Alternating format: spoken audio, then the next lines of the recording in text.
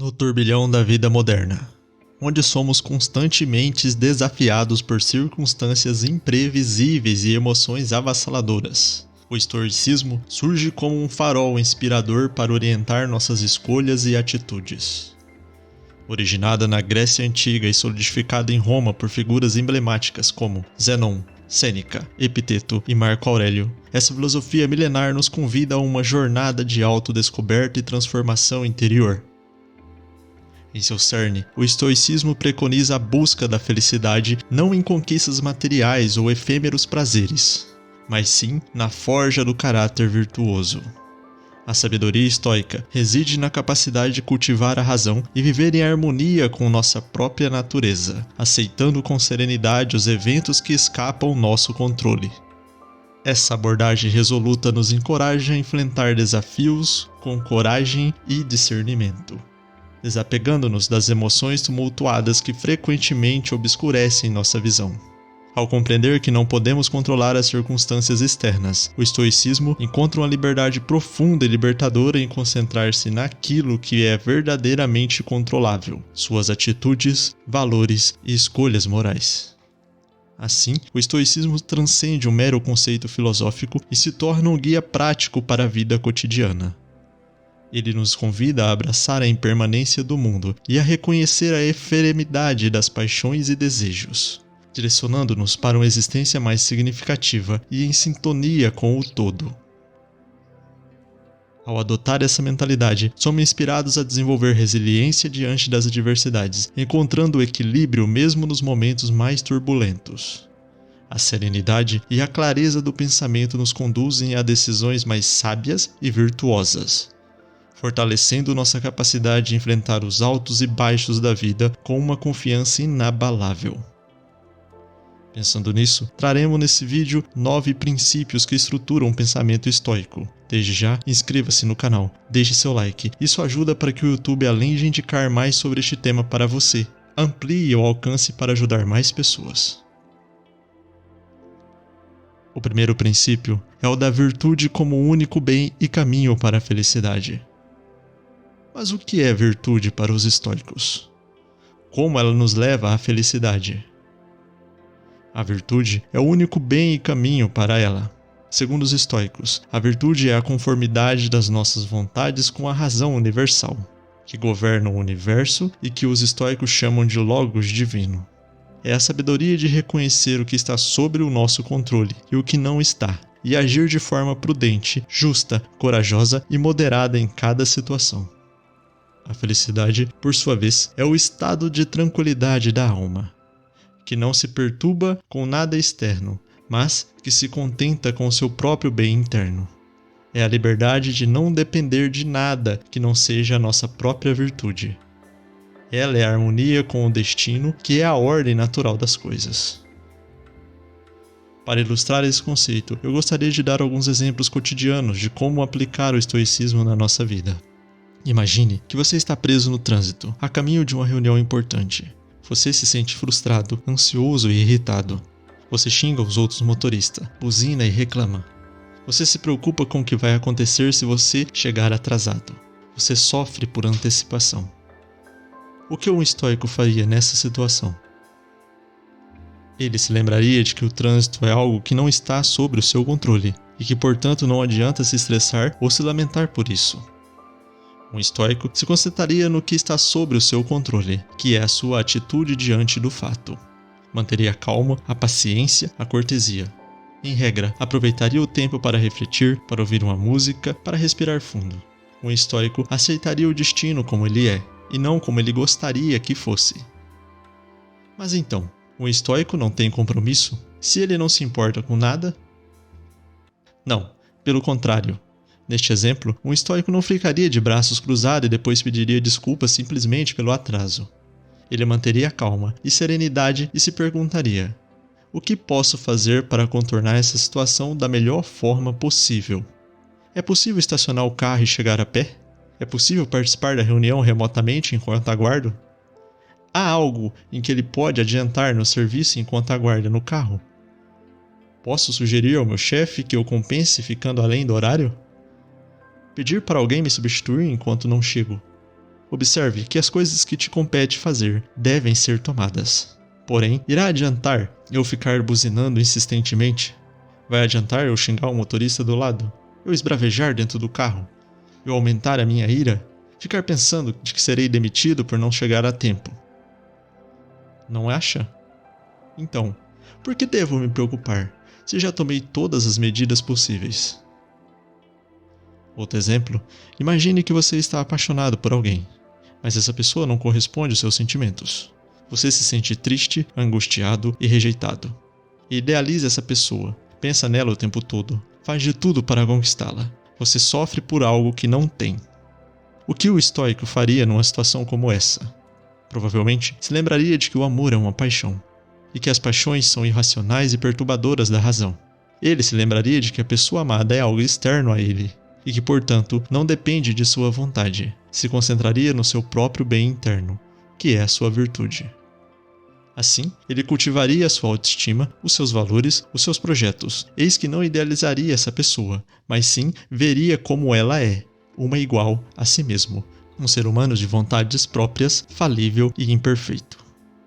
A ideia aqui é nutrir uma compreensão de que não ser correspondido faz parte da vida, de que o tempo traria calma e racionalidade para o momento doloroso que está passando. Tudo passa. Nós somos como um rio que flui ribanceira abaixo, nunca a mesma água. Embora a paisagem pareça sempre a mesma, um rio é sempre um novo rio. Assim, devemos compreender a vida. As coisas simplesmente estão em constante mudanças, e nossa ação deve-se entender essa impermanência, respeitando a liberdade e a escolha dos outros, e não tomando para nós a ideia de propriedade ou posse. O estoicismo não é uma filosofia fácil, nem uma receita de bolo. É um exercício constante de uma disciplina rigorosa, uma arte de viver. Mas é também a filosofia libertadora, consoladora e inspiradora. Uma filosofia que nos convida a sermos senhores de nós mesmos e vivermos de acordo com nossa natureza, buscando a felicidade na virtude. Outro princípio basilar é: devemos sempre priorizar o conhecimento e agir com a razão. Um dos princípios da filosofia estoica é que a pessoa deve sempre priorizar o conhecimento e agir com a razão, ou seja, de acordo com a lei natural e divina que rege o universo. Mas o que isso significa na prática? Como podemos aplicar esse princípio em nossa vida cotidiana? Uma forma de entender esse princípio é através do conceito da dicotomia do controle, que foi desenvolvido pelo filósofo estoico Epiteto. Segundo ele, existem coisas que estão sob nosso controle e as coisas que não estão. As coisas que estão sob nosso controle são nossas opiniões, desejos, raiva, ódio, vingança, rancor, alegria, aversões e ações. As coisas que não estão sob nosso controle são eventos externos, como o clima, a saúde, a riqueza, os títulos, reconhecimento, a gratidão alheia, a fama e as opiniões dos outros. Epiteto nos ensina que devemos focar nas coisas que estão sob nosso controle e aceitar as coisas que não estão, sem nos deixarmos abalar pelas emoções negativas que elas possam provocar. Assim, Epiteto esclarece: não busque que as coisas aconteçam como você quer, mas queira as coisas como elas acontecem, e terá uma vida tranquila.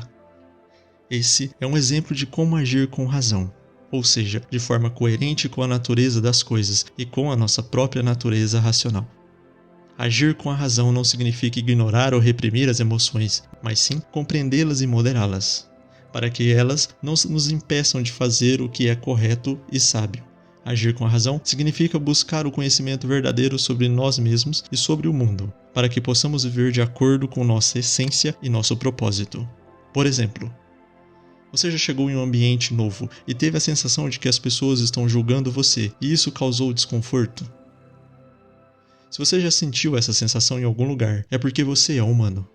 Se fosse explicar de forma geral por que nos sentimos assim, é preciso entender que já vivemos em meio a predadores temíveis. E à medida que fomos nos agrupando, começamos disputando território, criando clãs e tribos, ou seja, se fortalecendo como comunidade em busca de segurança em relação a outros povos.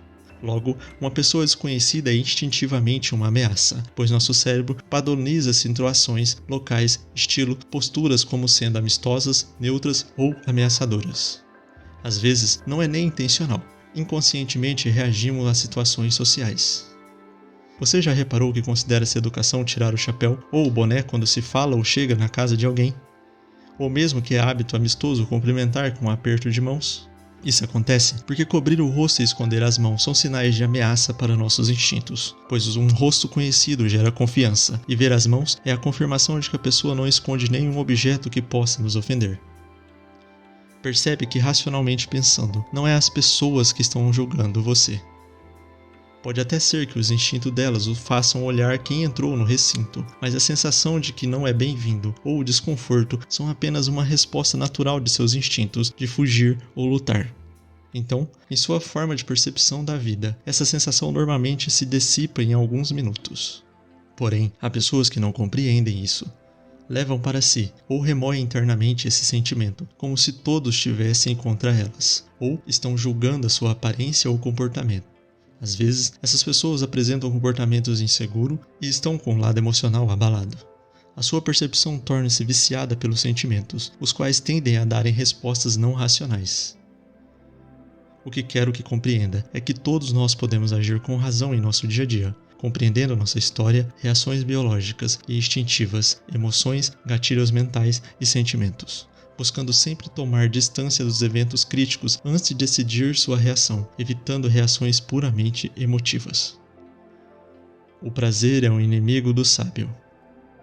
O prazer é uma sensação agradável que pode ser causada por diversas coisas como comida, bebida, música, arte e por aí vai.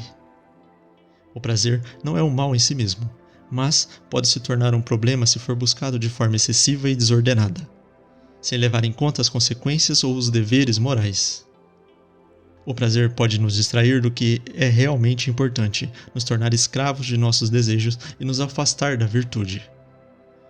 Por isso, os estoicos dizem que o prazer é inimigo do sábio, ou seja, da pessoa que vive de acordo com a razão e a natureza. O sábio não busca o prazer como um fim em si mesmo, mas sim como um meio para viver bem. Ele sabe moderar seus prazeres, escolhendo os que são compatíveis com a virtude e evitando os que são prejudiciais à saúde, à sua honra e à paz de espírito. O sábio não se deixa levar pelas emoções irracionais que o prazer pode provocar, mas sim mantém o controle de si mesmo e de suas emoções. Um exemplo cotidiano de como o prazer pode ser inimigo do sábio é o caso de alguém que gosta muito de comer doces. Comer doce pode ser um prazer legítimo e inocente. Mas, se essa pessoa comer doces demais, sem se preocupar com a sua saúde ou com a sua dieta, ela pode acabar sofrendo de obesidade, diabetes ou cáries. Além disso, ela também pode tornar-se dependente dos doces, sentindo a necessidade constante de consumi-los para se sentir bem. Neste caso, o prazer tornou um vício e um obstáculo para a felicidade. Se buscarmos o prazer a todo custo, podemos nos frustrar quando ele não for alcançado ou quando for interrompido por alguma dificuldade. Se aceitarmos as coisas como elas são, podemos aproveitar os prazeres quando eles surgirem, mas sem nos apegarmos a eles ou dependermos deles para sermos felizes. O universo é governado por uma razão universal, natural e divina. Marco Aurélio afirma: não te perturbes com o que te acontece, mas conforma-te com o que a natureza te destina e ama aquilo que te sucede, e tudo te será favorável. Os estoicos acreditam que o universo era um todo orgânico, harmonioso e racional, que seguia uma ordem e um propósito determinado. Eles chamavam essa ordem de Logos, que significa tanto razão quanto palavra. O Logos era visto como um princípio natural e divino, que permeava e imaginavam todas as coisas, desde os astros até os seres humanos. O Logos era a lei que regia o universo, a causa de tudo que existe e a fonte de toda a sabedoria. Para os estoicos, o universo era uma manifestação da vontade de Deus, que era identificado com o Logos. Deus era imanente, ou seja, estava presente em todas as coisas e transcendente. Estava acima de todas as coisas. Deus era o Criador, o governador e o sustentador do universo. Deus era também o bem supremo, a perfeição absoluta e a felicidade eterna. Não podendo esquecer que no período da vida destes pensadores, o conceito de Deus é mais amplo, em razão de serem politeístas. Assim, os seres humanos, como parte do universo, também possuíam uma parcela de Logos em sua alma racional. Essa parcela era chamada de hegemonikon, ou seja, a faculdade diretora da alma. O hegemonikon era responsável por guiar as ações humanas de acordo com a razão e a natureza. Os estoicos defendiam que os seres humanos deveriam viver em harmonia com o Logos universal, seguindo seus preceitos e aceitando seus desígnios. Assim, eles poderiam alcançar a virtude, a liberdade e a felicidade. Marco Aurélio ainda reforça: tudo está interligado por laços invisíveis. Não se pode agir sem repercutir sobre o todo. Tudo está cheio de Deus. Pois os estoicos percebiam a vida como uma unidade racional e divina, a qual tudo está conectado e dependente do Logos. As atitudes têm mais valor do que palavras. Para os estoicos, as atitudes são mais importantes do que as palavras, pois elas revelam o verdadeiro caráter e a verdadeira intenção de uma pessoa. As pessoas podem ser falsas, enganosas, vazias ou contraditórias, mas atitudes mostram o que a pessoa realmente pensa, sente e faz. As atitudes também têm mais consequências do que as palavras, pois elas afetam não só a própria pessoa, mas também os outros e o mundo.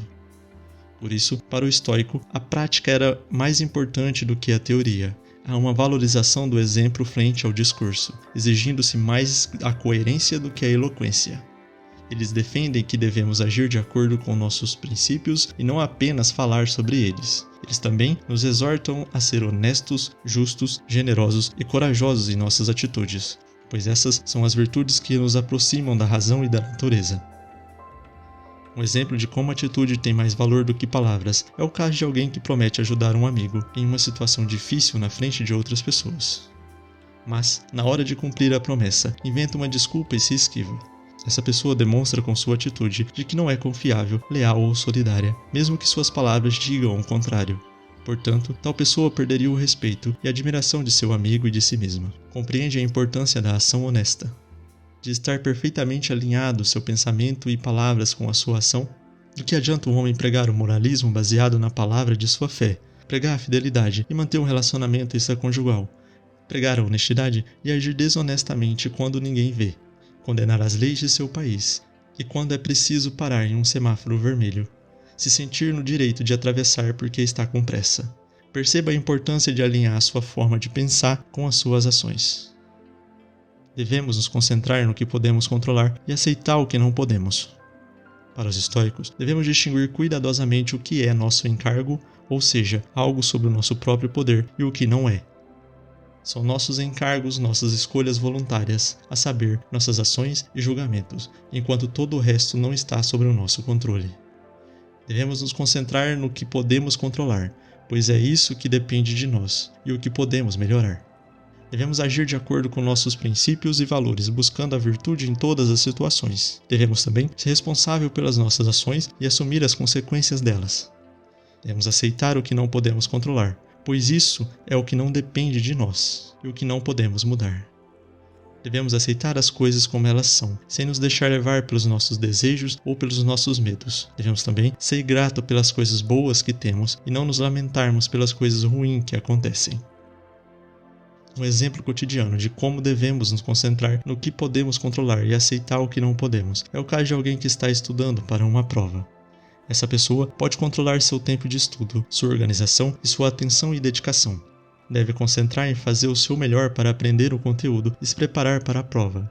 Ela deve compreender que não pode controlar as questões da prova, a correção do professor, a nota dos colegas ou outros fatores externos. Há a possibilidade de questionar as inconsistências junto ao professor, mas deve aceitar o resultado final com tranquilidade, sabendo que fez o seu melhor e que não poderia fazer mais nada. Marco Aurélio afirmou: você tem poder sobre a sua mente, não sobre os eventos externos. Perceba isso e você encontrará força. Ou seja, ele nos mostra como os estoicos valorizam o poder da mente sobre as circunstâncias externas. Se tivermos controle sobre os nossos pensamentos e sentimentos, podemos enfrentar qualquer situação com coragem e serenidade. Devemos separar as coisas como sendo boas, ruins e indiferentes. Sêneca, ao falar sobre a importância da separação das coisas como realmente são, disse: não é porque certas coisas são difíceis que usamos pouco, é porque usamos pouco que certas coisas são difíceis. Essa frase nos ensina que devemos ter atitude para enfrentar os desafios da vida e não nos deixarmos intimidar pelas dificuldades. Se tivermos coragem e determinação para agir de acordo com os nossos valores, poderemos superar os obstáculos e alcançar os nossos objetivos. Os estoicos distinguiam coisas como sendo boas, más e indiferentes. As coisas boas incluem as virtudes cardeais, sabedoria, justiça, coragem e autodisciplina. As coisas ruins excluem o oposto dessas virtudes, a saber, os 4 vícios: a ignorância, a injustiça, a covardia e a indulgência. As coisas indiferentes incluem todo o resto, são externas. Agora, o que mais impressiona é o fato de que as coisas tidas como indiferentes pelo estoicismo são exatamente o que as pessoas hoje em dia julgam como boas ou más. No entanto, essas coisas indiferentes não ajudam nem prejudicam o nosso desenvolvimento. Elas não desempenham um papel necessário à vida feliz. A indiferença não significa frieza. Ser indiferente às coisas indiferentes não significa não fazer diferença entre elas, mas aceitá-las como são. Mas ser saudável é melhor do que ficar doente, certo? Sim, embora as coisas indiferentes não possam realmente ser boas, algumas são mais valiosas do que outras e preferíveis a elas. Portanto, os estoicos diferenciam coisas indiferentes, preferidas e despreferidas. É uma interpretação bastante lógica. As coisas positivas e indiferentes, como boa saúde, amizade, riqueza e boa aparência, foram classificadas como indiferentes preferenciais, enquanto seu oposto eram indiferentes despreferidos. As pessoas preferem a alegria sobre a dor, a riqueza sobre a pobreza, a boa saúde sobre a doença. Então, vá em frente e procure por essas coisas, mas não quando isso põe em perigo a sua integridade e virtude. Em outras palavras, é melhor suportar a dor, a pobreza ou a doença de maneira honrosa do que buscar alegria, riqueza e saúde de forma vergonhosa. Imagine um caso de alguém que está passando por uma crise financeira.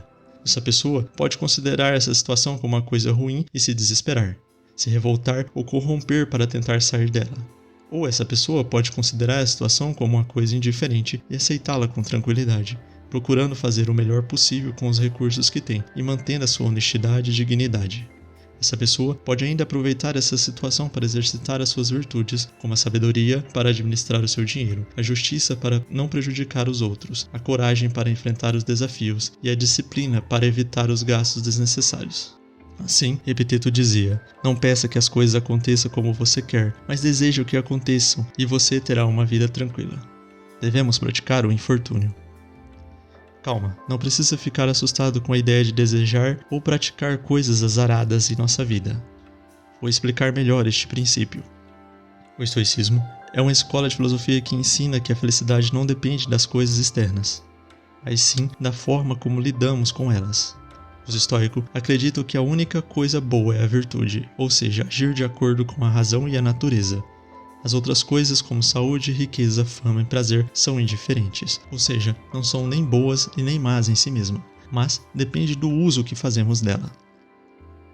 Para os estoicos, devemos praticar o infortúnio, ou seja, nos expor voluntariamente a situações difíceis e desagradáveis, para testar a nossa resistência e fortalecer o nosso caráter. Essa prática tem como objetivo nos preparar para enfrentar as diversidades da vida com coragem e serenidade, sem nos deixarmos abalar por emoções negativas. Além disso, essa prática nos ajuda a valorizar mais as coisas simples e essenciais da vida, sem nos apegarmos aos bens materiais ou prazeres efêmeros.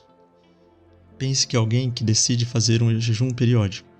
Essa pessoa pode se privar de comer por um determinado tempo para exercitar a sua autodisciplina e o seu autocontrole. Ela também pode aproveitar essa oportunidade para refletir sobre as relações com a comida e com o seu corpo, bem como para ser grata pela abundância que tem e pela possibilidade de se alimentar. Essa pessoa pode ainda desenvolver mais compaixão pelos que sofrem de fome no mundo. Outro exemplo é Marco Aurélio. Por viver cercado de pessoas que podiam traí-lo devido à sua posição de imperador, ele se condicionava a pensar em todas as tragédias possíveis que poderiam acontecer com ele e com os membros de sua família. Coisas horríveis e trágicas, pois essa reflexão o ajudava a compreender que, embora tivesse muito poder e riqueza, ele ainda era um simples mortal. E a morte era algo natural no ciclo da vida. Logo, apesar da dor da perda, ele acreditava que as coisas voltavam de onde veio, e o sofrimento era algo interno a ele. Desta forma, também se posicionava Sêneca ao dizer: é na hora da adversidade que se deve principalmente ter confiança em si mesmo, pois é impossível que alguém tenha se submetido a provocações e esteja preparado para elas se não tiver experimentado. Este ensinamento afirma que devemos encarar as dificuldades como oportunidades de aprendizado e crescimento, e não como castigos ou azar. Se nós acostumarmos a lidar com os problemas antes que eles aconteçam, podemos enfrentá-los com mais confiança e sabedoria, pois não há uma ação ou omissão de Deus ou do universo em nossa vida. Um acidente de carro é simplesmente uma possibilidade de acontecer onde se transitam veículos próximos. Você não é um alecrim dourado para ser vítima do acaso. As coisas acontecem simplesmente. E como encaramos isso é o que importa, não o evento em si mesmo. Em complementação a esta ideia, outro princípio importante do estoicismo é o de que devemos amar tudo o que acontece. Radical, não acha? Mas se sou ferido em um assalto, devo amar o que aconteceu? Não, calma, não é essa a ideia.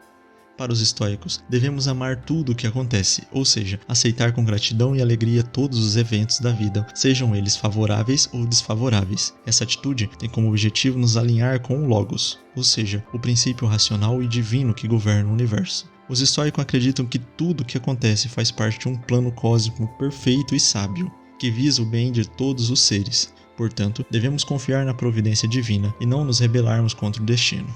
Pense que alguém perdeu o seu emprego. Essa pessoa pode considerar essa situação como uma tragédia e se desesperar, se culpar ou se vitimizar. Ou ela pode considerar essa situação como uma oportunidade, se alegrar, se motivar e se reinventar. Perceba que o pior já aconteceu. Ela perdeu o emprego. Nada que ela faça mudará este fato. Chorar, xingar, entrar em estado de tristeza profunda não trará um salário à conta, não vai colocar a comida na mesa.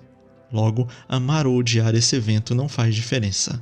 Só trará mais perturbações. Assim, é melhor concentrar no fato que está sob o seu controle, arrumar outra fonte de renda. Adotar uma postura proativa e de aceitação é parte da ideia central do estoicismo, assim explica Marco Aurélio. Ame tudo o que acontece com você, é um dos segredos da mudança. Ele nos ensina que devemos abraçar as mudanças da vida com amor e não com medo. Se aceitar as coisas focado na solução, poderemos nos adaptar melhor às novas circunstâncias e aproveitar as lições que elas nos trazem. Esses princípios podem parecer difíceis de seguir na prática, mas eles podem nos trazer muito benefícios se aplicarmos no nosso dia a dia. Eles podem nos ajudar a desenvolver as nossas virtudes, a lidar melhor com nossas emoções e enfrentar a situação com mais confiança e sabedoria, e ser mais grato e felizes pelo que temos e pelo que somos. Eu te convido a experimentar esse princípio na vida e a ver como eles podem te transformar. E também continuar estudando e aprendendo sobre o estoicismo e sobre diferentes correntes filosóficas, pois eles podem enriquecer a sua mente e o seu espírito.